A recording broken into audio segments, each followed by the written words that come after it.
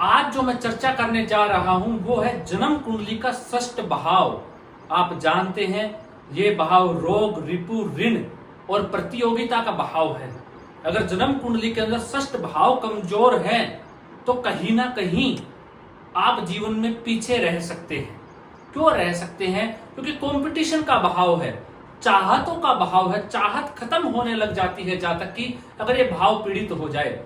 आप जानते हैं त्रिक भाव छठा, आठवां और 12वां जन्म कुंडली का खराब भाव में से भाव माने गए हैं, लेकिन उनके अंदर सर्वाधिक खराब भाव अगर किसी को कहा गया है तो वो षष्ठ भाव को ही कहा गया है। षष्ठ भाव के स्वामी जिस किसी भाव में बैठते हैं उस भाव की हानि करते हैं। ये बात मैं अपने कार्यक्रम में काफी बार आपको बता चुका हूं, लेकिन मैंने षष्ठ भाव से संबंधित रहस्य भी बहुत बार अपने कार्यक्रमों में बताए हुए हैं। उसकी प्लेलिस्ट भी आपको मिल जाएगी अगर आप चैनल पे जाके देखेंगे तो। प्रिय दर्शकों, लेकिन जो मैं आज चर्चा करने जा रहा हूं षष्ठ भाव की, वो किन्हीं 3 लग्नों की करने जा रहा हूं। वो क्यों करने जा रहा हूं? बाकी लग्नों की और भी करूंगा। ये नहीं है कि किसी और लगन के लिए षष्ठ भाव महत्वपूर्ण नहीं है या उनके लिए खराब है षष्ठ भाव, अच्छा हो गया, नहीं। लेकिन जो ये 3 लगन है इसमें षष्ठ भाव क्यों महत्वपूर्ण है ये भी मैं आपको बताने जा रहा हूं। प्रिय दर्शकों, कर्क लगन, अगर आपकी कुंडली में आपका कर्क लगन बनता है तो वहां पे षष्ठ भाव के अंदर धनु राशि आ जाती है। आप जानते हैं कर्क लगन के व्यक्तित्व कैसा होता है? भावनाओं में बह जाना, भावनाओं के अंदर बह जाना, आलस्य कर जाते हैं ऐसे लोग काम करने के अंदर। अगर उनका षष्ठ भाव मजबूत नहीं होगा तो वो कंपटीशन जीवन में आगे नहीं बढ़ पाएंगे, रोग, रिपु और ऋण से नहीं लड़ पाएंगे।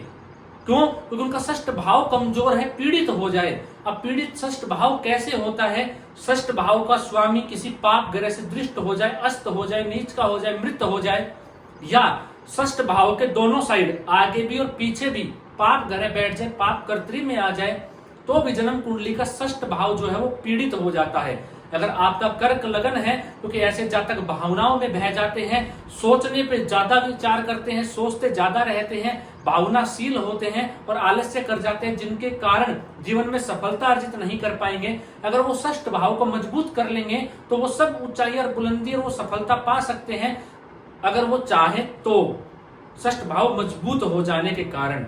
अब षष्ठ भाव को कैसे मजबूत करें? 11 गुरुवार का व्रत करें ऐसे लोग, और गुरुवार के दिन किसी मंदिर में केले का पेड़ लगाएं और उसकी सेवा करें तो उनका षष्ठ भाव मजबूत हो जाएगा। जो दूसरा लगन है वो वृश्चिक लगन है। आप जानते हैं वृश्चिक लगन का स्वभाव कैसा होता है? ऐसे जातकों के अंदर जल्दबाजी तो होती है, लेकिन वो कोई चीज सोच लेते हैं तो अपने मन के अंदर बैठा के रखते हैं, सामने वाले को कहते नहीं है। अगर किसी के साथ दुश्मनी हो जाए ऐसे जातक की तो वो अपने अंदर ही सोचते रहते हैं, घुटते रहते हैं, उस बात को बाहर नहीं लेके आते हैं। और थोड़ी सी पेशेंस की कमी भी ऐसे जातकों के अंदर देखने को मिलती है। थोड़ा जोखिम, जल्दबाजी में ऐसे जातक ले जाते हैं। अब षष्ठ भाव में यहाँ पे अगर देखेंगे तो मंगल की ही राशि बन जाती है, तो ऐसे जातकों के ऊपर क्या होता है कि जो शत्रु है उनके वो हैवी हो जाएंगे। क्या होंगे? उनके जो शत्रु है वो हैवी हो जाया करेंगे ऐसे जातक के ऊपर अगर उनका षष्ठ भाव कमजोर पड़ जाएगा। तो ऐसे जातक जिनका षष्ठ भाव कमजोर है, मैंने आपको बताया कैसे पीड़ित हो, दोनों ग्रह आगे पीछे पाप कर्त्री योग बना हुआ हो और वृश्चिक लगन हो, पीड़ित हो, तो ऐसे जातक को जीवन में आगे बढ़ने के लिए, सफलता पाने के लिए मंगलवार के दिन या कोई भी दिन जो आपको ठीक लगे, मैं तो मंगलवार बता रहा हूं, अगर आप करना चाहे तो इस दिन कीजिए। तांबे का एक सर्प बनवा के शिव मंदिर में दान कीजिए, या अपंग या अपाहिज जो लोग हैं उनकी मदद कीजिए, तो जो आपका षष्ठ भाव है जन्म कुंडली का वो मजबूत हो जाएगा वृश्चिक लगन के जातकों के लिए। वहीं प्रिय दर्शकों, जो तीसरा लगन है वो मीन लगन है। अगर मीन लगन आपका बनता है तो आप मेहनती तो होते हैं, संघर्ष तो आपके जीवन में जरूर बना रहता है, लेकिन महत्वाकांक्षा कहीं ना कहीं आपकी समाप्त होती रहती है समय के अनुसार। और यहाँ पे सिंह राशि जो है वो छठे भाव में बनती है। तो प्रिय दर्शकों, अगर आप जीवन में आगे नहीं बढ़ पा रहे हैं तो षष्ठ भाव बेहद महत्वपूर्ण है, क्योंकि मैंने क्या बताया, चाहतों का भाव है, चाहतों को बढ़ा देता है। जब तक आदमी की चाहत नहीं बढ़ेगी, जीवन में रोग, रिपु, ऋण से ऐसा जातक नहीं लड़ेगा, आगे नहीं बढ़ पाएगा। जातक के शत्रु हो तो भी वो बड़े लेवल के शत्रु हो, तभी जातक और आगे बढ़ेगा, क्योंकि कंपटीशन बना रहेगा। यही कंपटीशन का भाव है।